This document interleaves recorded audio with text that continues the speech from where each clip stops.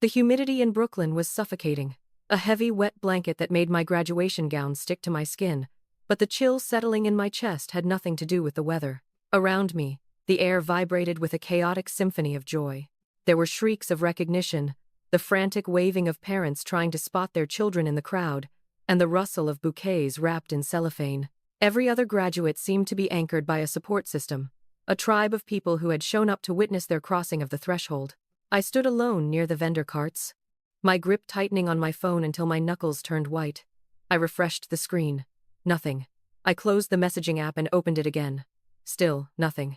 My name is Marissa Cole, and for the last 4 years, I had convinced myself that this day would be different. I had graduated magna cum laude from NYU, juggling 2 jobs and a full course load, surviving on caffeine and sheer spite. I had done everything right. I had become the daughter any parent should be proud to brag about, but as I stared at the timestamp 10:45 a.m., 15 minutes before the procession was scheduled to start, I realized I was just fooling myself. Then, the vibration in my hand made my heart leap. A text. Finally. I unlocked the screen, desperate for an excuse. Maybe a flat tire. Maybe a flight delay. Maybe a medical emergency. Anything that wasn't indifference. The message was from Mom. Something came up. We'll try to make the after party. Don't wait up. I stared at the words, reading them over and over until they blurred. Something came up. It was the same vague dismissal she used when she missed my high school play, my debate championship, and my Sweet 16. There was no apology, no explanation, just the casual cruelty of absence. I didn't bother checking for a text from Dad. He didn't operate the emotional machinery of our family. He just funded the dysfunction. But my finger hovered over the Instagram icon. I knew I shouldn't look. I knew it would only twist the knife deeper. But I was a glutton for the specific brand of pain my family dispensed. I tapped the app. The first circle on my feed was my younger brother, Chase. There it was. A video posted 20 minutes ago. The camera panned across the sun-drenched deck of a massive beach house in the Outer Banks. There was Dad, grilling steaks with a beer in hand. There was Mom, laughing and adjusting her sunglasses. And there was Chase, grinning into the lens, holding a mimosa. The caption read, "Family weekend, resetting the vibes." They weren't stuck in traffic. They weren't dealing with an emergency. They were 500 miles away, actively relaxing, having chosen a beach trip over the culmination of my academic life. I felt the familiar burn of tears pricking my eyes, the old mix of anger and humiliation that had defined my childhood. For years, they had told me I was too high maintenance whenever I asked for their time.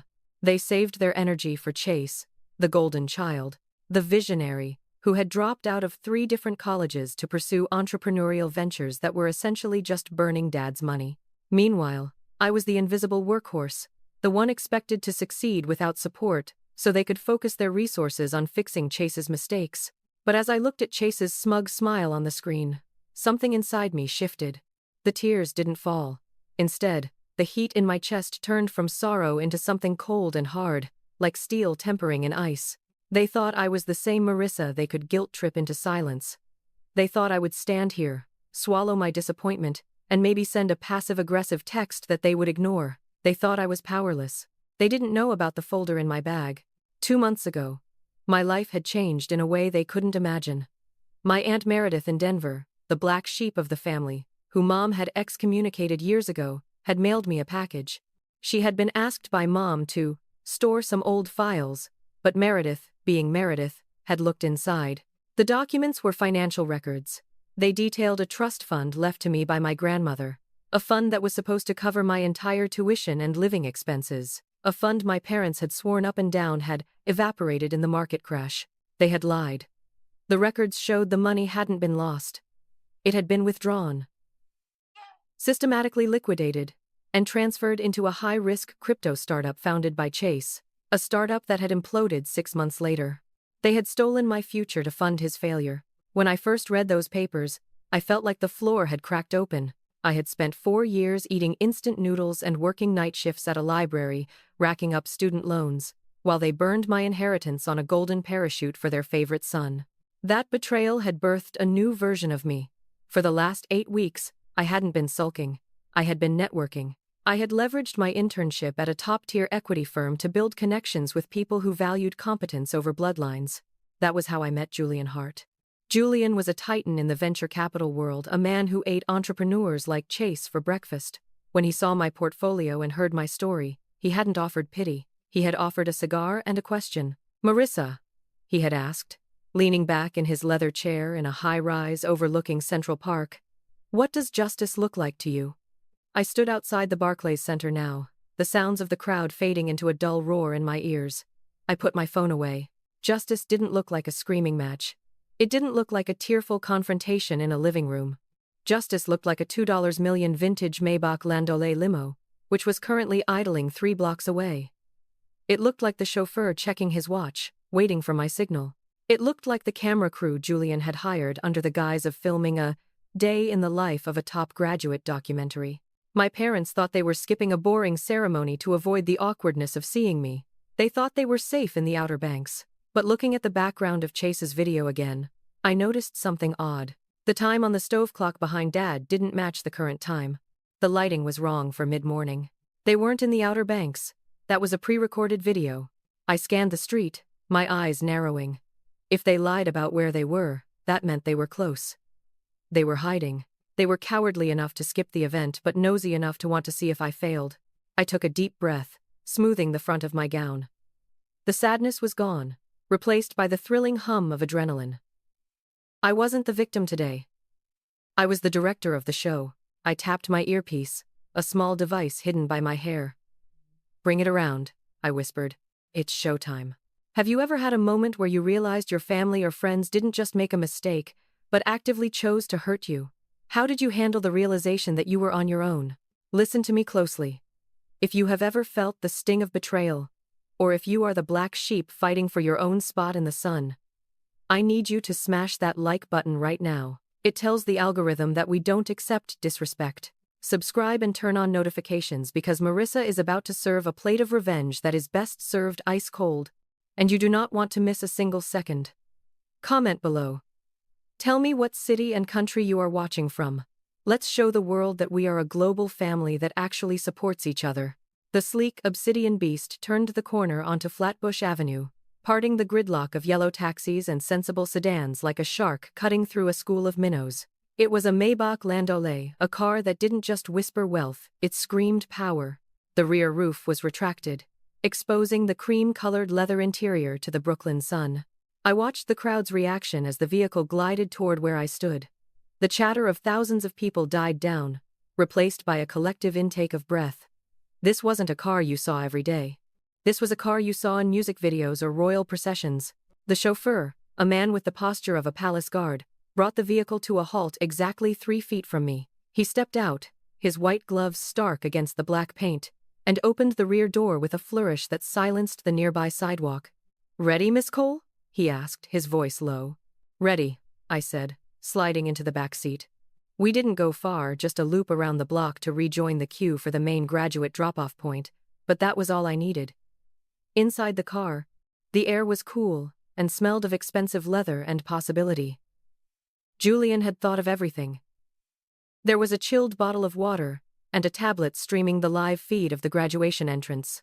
As we pulled back up to the main curb, the energy had shifted. The students were no longer looking for their parents. They were looking at me. Phones were raised like lighters at a concert. I saw a group of teenagers near the barricade pointing, their mouths agape, filming for TikTok. "Who is that?" I heard a girl whisper loudly. "Is she famous?" "I think that's the girl from the library," someone else muttered, sounding confused. The car stopped. The chauffeur opened my door again. Camera flashes erupted, popping like strobe lights. For a second, I was blinded. Then, my phone buzzed in my hand. It wasn't a text this time. It was a call. "Dad." The timing was impeccable. It was almost comedic. I stared at the screen, a cold smile touching my lips. They weren't in the Outer Banks. They were watching. Someone must have posted a clip of the car's initial approach, or maybe they were watching the venue's live stream, scanning for me to fail. I swiped answer and held the phone to my ear, staying seated in the open-top limo for one more second, letting the cameras capture me taking the call. "Hello, Dad," I said, my voice steady. "Marissa?" His voice was tight, vibrating with that specific frequency of irritation he usually reserved for tax auditors. We just got a link from Chase's friend. There's a video of some ridiculous car at the graduation. That better not be you showing off. No, congratulations. No, we miss you. Just an immediate attempt to check me back into my place. He sounded panicked. As if my display of wealth was a direct insult to his authority. I laughed. It was a sharp, jagged sound that surprised even me. Showing off? No, Dad. I'm just arriving. You don't have that kind of money, he snapped. Who paid for that? You're making a scene, Marissa. You're embarrassing the family. Embarrassing the family? I repeated, looking out at the cheering crowd. Strange. It feels like I'm the only one representing it. Stop this nonsense, he demanded. Where are you? I'm right where I'm supposed to be, I said, my eyes scanning the street across from the arena. If you wanted to have an opinion on my arrival, you would be here. I hung up before he could respond. The line went dead, but the adrenaline was more potent than any drug. I took a deep breath, grabbed my cap, and stepped out onto the pavement. And that's when I saw them. Across the street, wedged between a steaming halal cart and a concrete barrier, were three figures that I knew better than my own reflection. Mom was wearing a beige trench coat, despite the humid 80-degree heat, and oversized sunglasses that screamed, "I'm trying to be incognito." Dad was standing next to her, his face a mask of slack-jawed shock, his phone still clutched in his hand where he'd just hung up on me. And Chase wasn't looking at me with his eyes. He was looking at me through the screen of his iPhone, recording the entire spectacle. The lie about the Outer Banks evaporated instantly. They hadn't gone on a vacation. They hadn't driven 500 miles south. They had driven to Brooklyn, parked, and chosen to spy on me from the shadows rather than sit in the seats I had reserved for them. Why? The question gnawed at me. If they didn't care, why come at all? If they wanted to support me, why hide?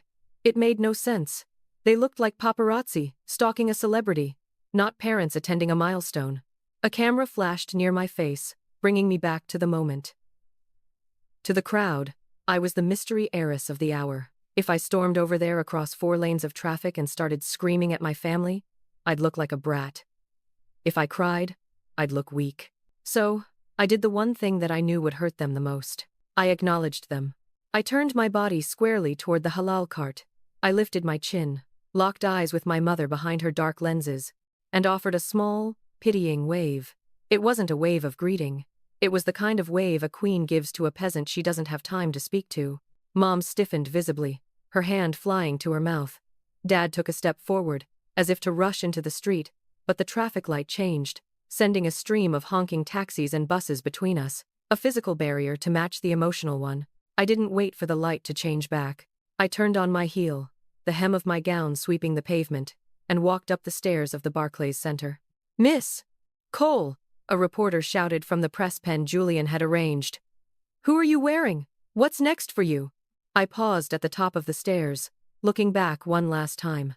My family was still there, frozen on the sidewalk, small and pathetic against the backdrop of the city. They looked trapped, caught in a lie they didn't know how to spin. "What's next?" I repeated, loud enough for the microphone to catch, but my internal voice aimed it directly at the 3 people across the street. The truth. I walked into the cool darkness of the arena tunnel. The ceremony was about to begin, but the real event had just started. They had come to watch from a distance, but they had no idea I was about to bring the show right to their doorstep. The ceremony itself was a blur of speeches about unprecedented times and bright futures, words that usually felt hollow but today felt like a personal soundtrack. When the dean finally called my name, Marissa Cole, magna cum laude, I didn't look up at the stands where my family should have been. I didn't scan the crowd for validation. I looked directly into the camera broadcasting the live feed to the jumbotron, squared my shoulders, and smiled. It wasn't a smile of relief. It was a smile of victory. I accepted my diploma with a firm handshake, the leather folder feeling heavier than I expected, weighted with 4 years of sleepless nights and silent battles. As I exited the stage, my phone buzzed again. A text from Julian. "Saw the wave. Masterful. Enjoy the ride home." I skipped the mingling afterward. I didn't need to fake humility with classmates I'd never see again. I marched straight back to the curb where the Maybach was waiting like a loyal steed. The driver held the door, and we slipped away from the chaos, heading toward the Queens Midtown Tunnel. The silence in the car was luxurious, but my mind was racing. My family had been in Brooklyn. They had lied about the Outer Banks. They had watched from the street like creepers. The only logical destination for them now was my apartment. They wouldn't let me have the last word. Sure enough, 40 minutes later, as the limo turned onto my narrow, potholed street in Astoria, the juxtaposition was almost comical.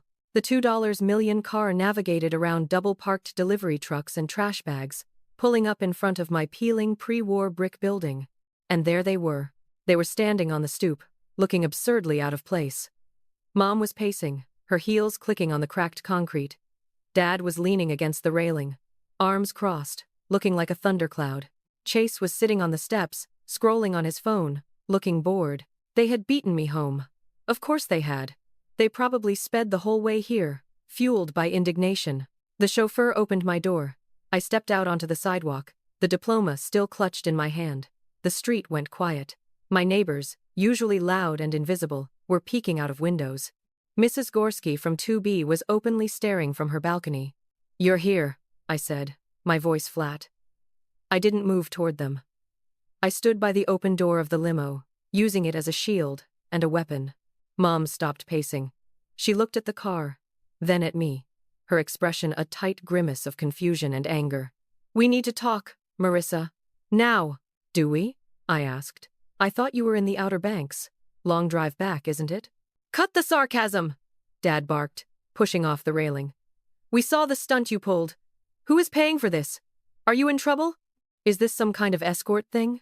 The insult was so casual, so typical of him. He couldn't conceive of a world where I earned luxury. I had to have sold myself for it.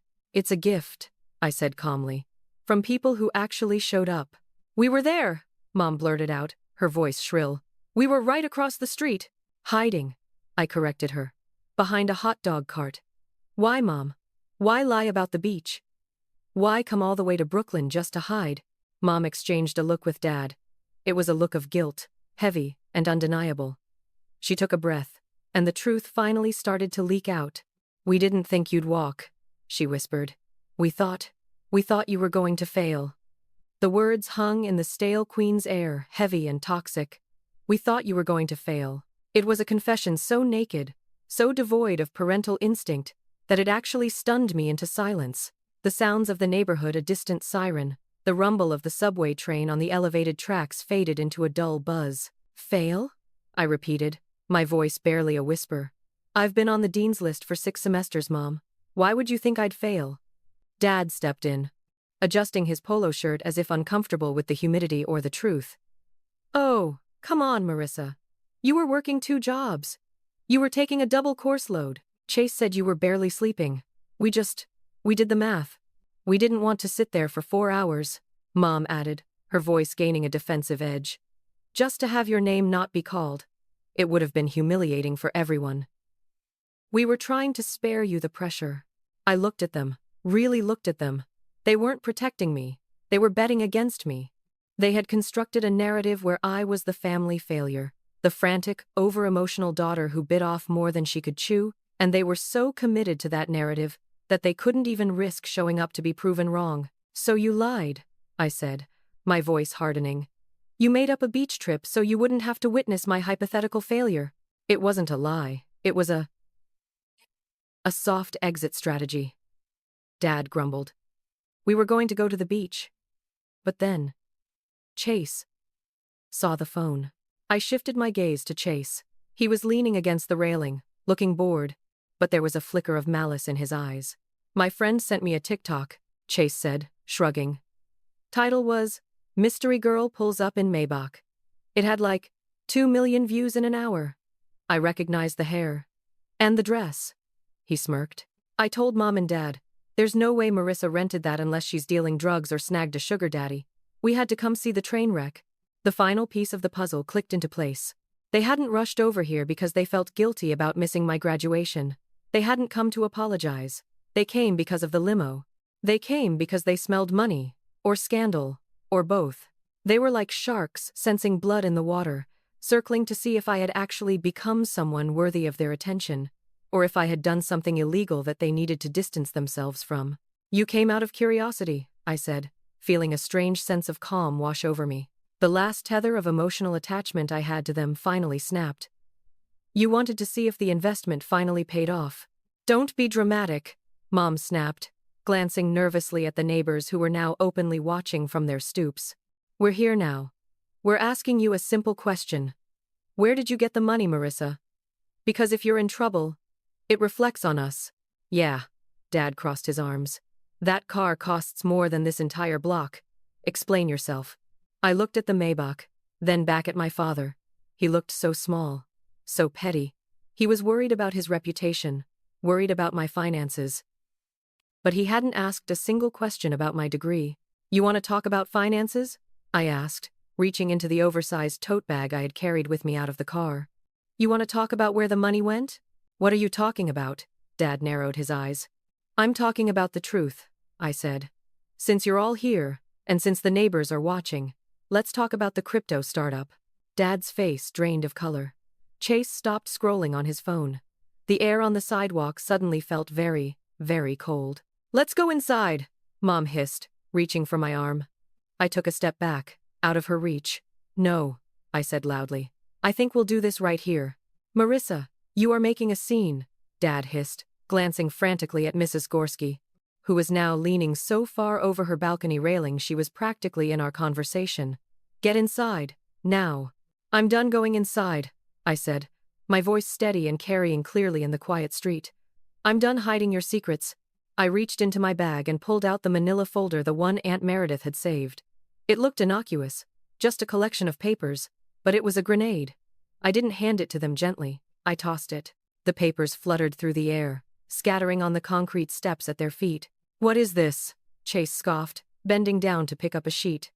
That, I said, pointing a manicured finger, is the transaction history of the grandmother's trust fund you swore was lost in the recession.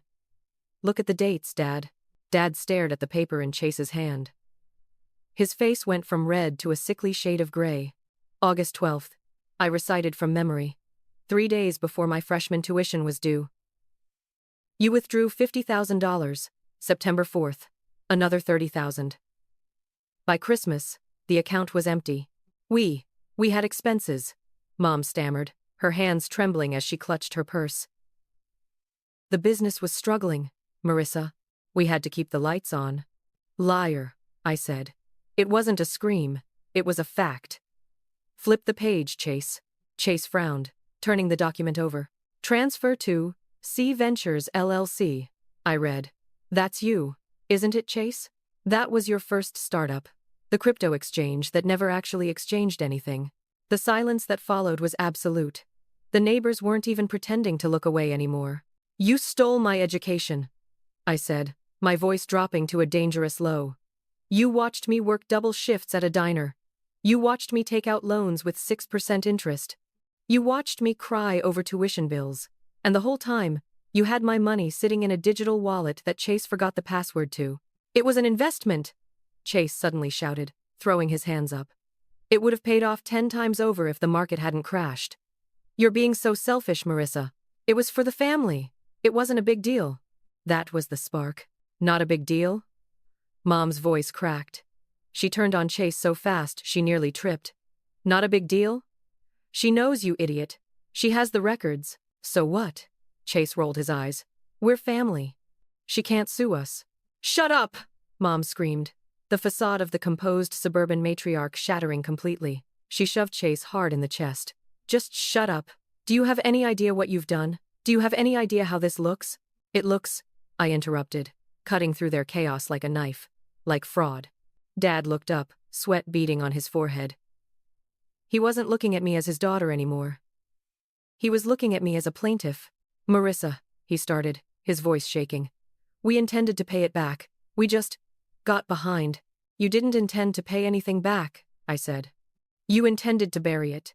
You told Aunt Meredith to burn these. You bet on me never finding out. You bet on me being too weak to do anything about it if I did. I stepped closer, towering over them as they stood on the lower steps. You lost that bet. Marissa, Dad said, his voice dropping to a harsh whisper, trying to regain some semblance of control while Mrs. Gorski watched from her balcony like she was judging a boxing match. You wouldn't actually sue us. We're blood. You can't take your own father to court over a misunderstanding. A misunderstanding is forgetting to pick up milk. I corrected him, my voice ice cold. Taking $80,000 from a protected trust and laundering it through a shell company is a felony. And to answer your question, I'm not going to sue you. I already have. I reached into the tote bag one last time and pulled out a smaller, thicker envelope. It bore the letterhead of Hart, Sterling and Associates. My lawyer filed the complaint this morning, I said, extending the envelope toward him. He didn't take it, so I tucked it into the pocket of his shirt, patting it gently. You'll be served officially on Monday, but I thought I'd save the process server a trip since you decided to visit. Mom let out a strangled sob. You're destroying this family, Marissa. Over money? We clothed you. We fed you. You robbed me, I said, looking her dead in the eye. And then you ghosted my graduation because you were afraid the guilt would be too awkward to sit through. Chase scoffed, though he looked significantly less confident now that the word felony had been used. So what? You got some shark lawyer to work on contingency? Or is this Julian guy footing the bill, the guy who rented the car? I smiled. It was the moment I had been waiting for. Julian Hart didn't rent the car for me, Chase. He sent it for his partner. Chase blinked. Partner? I'm not an escort, Dad, I said, glancing at my father. And I'm not a charity case. While you were playing entrepreneur with stolen money, I was building actual value. Julian Hart is my lead investor. I pitched him a fintech platform 3 months ago using the research I did while trying to track down where my trust fund went. The irony seemed to hit Dad like a physical blow. He staggered back a step. My startup, I continued, focuses on forensic accounting and asset recovery. Julian put up the seed money last week. The limo? That wasn't a graduation gift. That was a signing bonus. I looked at the three of them, my mother, weeping into her hands. My father, looking at the legal notice in his pocket as if it were radioactive. And Chase, realizing he was no longer the successful one, but the liability. You wanted to know if I had become someone, I said, stepping back toward the open door of the Maybach. I have. I'm the person who outgrew you. Marissa, wait! Mom cried out, reaching for me again. We can fix this. We can talk to Julian. No, I said, sliding into the leather seat and pulling the heavy door shut. You can talk to my lawyer. I pressed the button to roll up the window. The last thing I saw before the tinted glass sealed me off was my father's face, pale, defeated, and terrified. He wasn't looking at a daughter anymore. He was looking at a creditor. Go, I told the driver.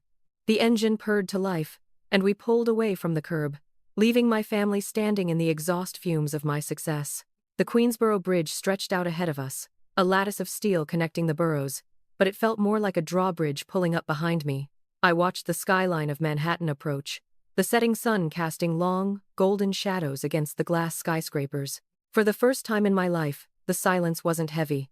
Usually, after a confrontation with my family, I would be drowning in guilt. I'd be replaying every word, wondering if I had been too harsh, if I was the drama queen they always accused me of being. But this time, there was only quiet, a clean, hollow silence where the anxiety used to live. I looked down at my phone. It had been blowing up for the last 20 minutes. Missed calls from Mom, texts from Chase ranging from begging, "Sis, come on, answer," to threatening, "You're ruining everything." Dad hadn't reached out. I suspected he was already on the phone with his own lawyer. Realizing that for the first time, he couldn't bully his way out of a problem, I powered the phone off. I tossed it onto the seat beside me. "Where to, Miss Cole?" the driver asked, his eyes meeting mine in the rearview mirror. Mr. Hart suggested the Standard. "No," I said, taking a deep breath and letting the air fill my lungs. "Take me to the office." We pulled up to the skyscraper in Midtown 20 minutes later. The building was mostly empty, the lobby quiet and echoing. I took the elevator to the 45th floor, the doors sliding open to reveal the sleek, modern space of Hart, Sterling, and Associates. Julian was standing by the floor-to-ceiling windows in the conference room, looking out at the city. He turned when I walked in, holding 2 glasses of scotch. He didn't ask if I cried. He didn't ask if they yelled. He looked at my face, saw the steel in my eyes, and nodded. "Done?" he asked simply. "Done," I replied, taking the glass he offered. "How did it feel?" I walked to the window, looking down at the ants crawling on the pavement far below. Somewhere out there, my family was likely panicking, scrambling to find liquid assets that didn't exist, realizing their house of cards had been blown over by the daughter they ignored. I thought it would feel like revenge, I said honestly. I thought I would feel vindictive. But mostly, I just feel expensive, Julian laughed, a rich, genuine sound. Expensive? They never saw my value, I explained, turning to face him. To them, I was just a resource to be harvested, a college fund to raid, an emotional punching bag. Today, I showed them the price tag. I showed them that my silence, my compliance, and my future were things they couldn't afford anymore. Julian raised his glass. To knowing your worth, Marissa, and to the tax bracket that comes with it. I clinked my glass against his. The amber liquid burned pleasantly on the way down. So, Julian said, setting his glass down on the mahogany table. Now that the past is handled, are you ready to handle the future? We have the beta launch for the platform on Monday. The investors are going to want to see the face behind the algorithm. I smiled. And for the first time all day, it reached my eyes. The graduation ceremony was over. The family drama was a closed case file. I'm ready, I said. But as I looked out at the city lights flickering to life, I didn't know that the past wasn't quite done with me yet. Dealing with my family was one thing, but secrets, I was learning, had a nasty habit of multiplying. The morning sun hit the fire escape outside my window, but for the first time in years, the grit of Queens looked different. It looked like a memory, not a cage.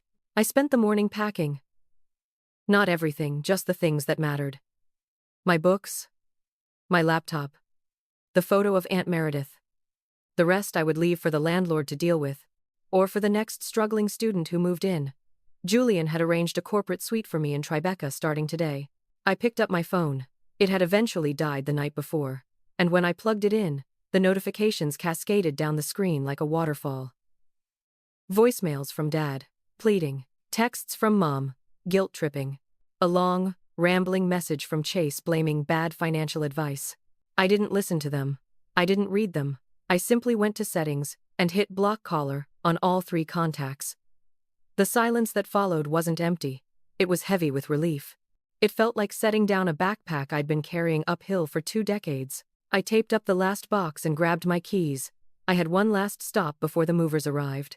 Down in the lobby, the air smelled of stale coffee and floor wax. I walked over to the bank of metal mailboxes, the ones with the locks that jammed half the time.